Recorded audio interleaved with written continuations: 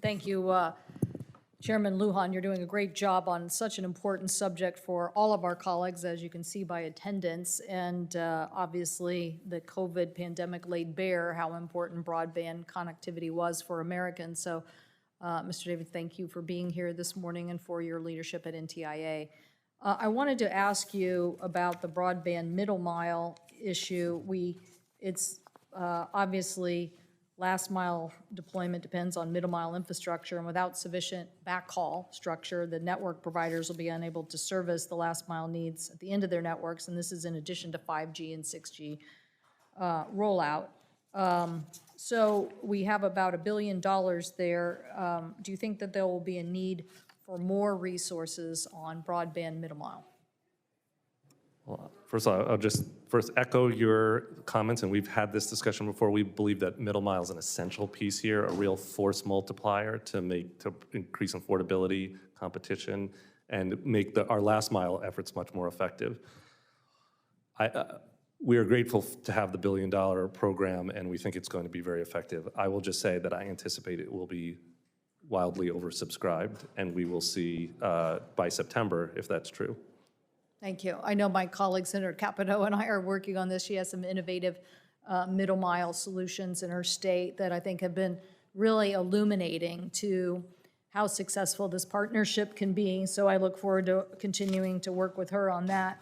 On the mapping point, you know, it's clear now that there are ways for us to get really an understanding who does not have connectivity. So there's the areas of unserved, which people would say are some of these urban areas, rural areas, and then there's the underserved, which really means you might, in that zip code, have people who are purchasing broadband services, but it doesn't mean it's as affordable.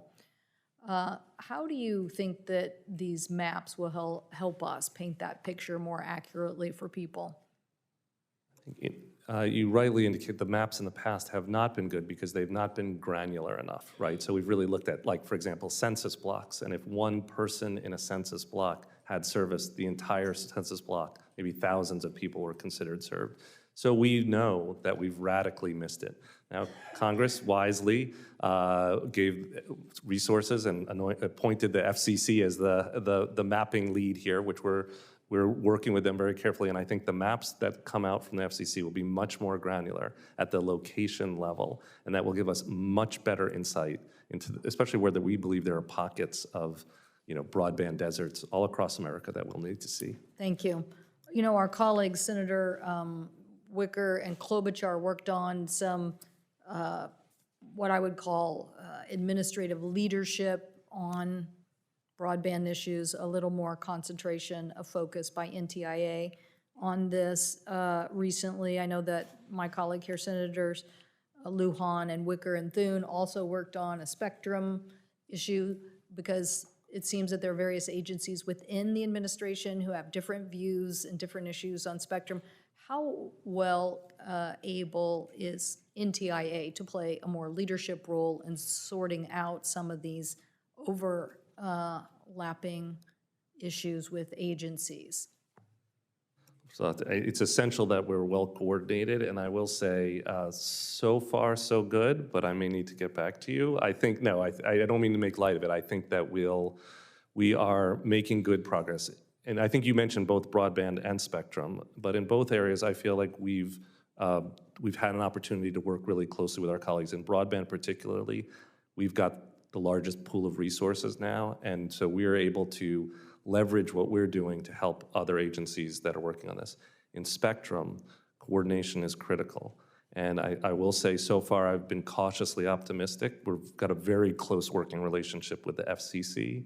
I've been reaching out and working with a lot of other agency spectrum leads, which has been great. And the White House has been very supportive of us, of NTIA, having this role. And I think there will be more to come on that. Do you think that NTIA has the resources to do that? When we have, you know, NASA and DOD and various divisions of people, because obviously everybody's realized we need to be connected, right? Now the spectrum resource is also about that, and so we have, if you will, fighting agencies against each other's views. So the question becomes, can the NTIA play a more elaborating role on the technical side in helping this discussion on behalf of the administration? So I think the area where this team has really been able to excel is in technical leadership. And I think our expertise is something that a lot of other agencies respect, and actually we are a resource for those other agencies. So that has been our lead. I will say, I'd be remiss if I didn't say that we could use more resources for things like our ITS, our Institute for Telecommunication Science out in Boulder, our Office of Spectrum Management here also has an IT modernization project. Resources would certainly help us grow our technical strength in this area. Thank you. Thank you, Chair Cantwell.